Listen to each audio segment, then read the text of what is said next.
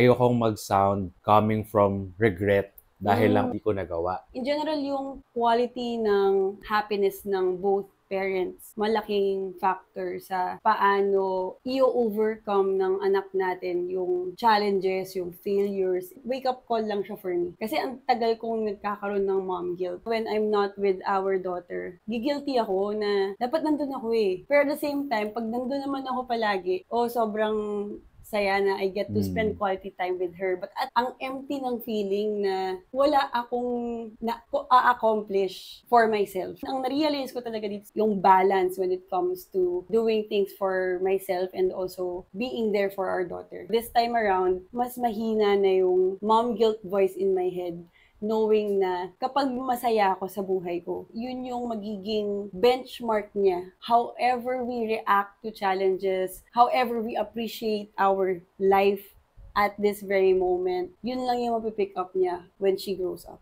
By also trying to look out for ourselves first. Kasi first hand nating na-experience sa sarili natin kung ano ba talaga yung happiness or yung contentment or purpose or fulfillment. Kung hindi mo yun i-work on sa sarili mo, paano mo siya ituturo? Ngayon, sabihin natin sa anak natin na follow your dreams. Ayokong mag-sound coming from regret dahil lang di ko nagawa. Gusto kong manggaling sa space na ang saya pagka ginawa mo kung ano yung gusto mo. Nadaanan ko tong path na to na huwag kang matakot, i-guide kita.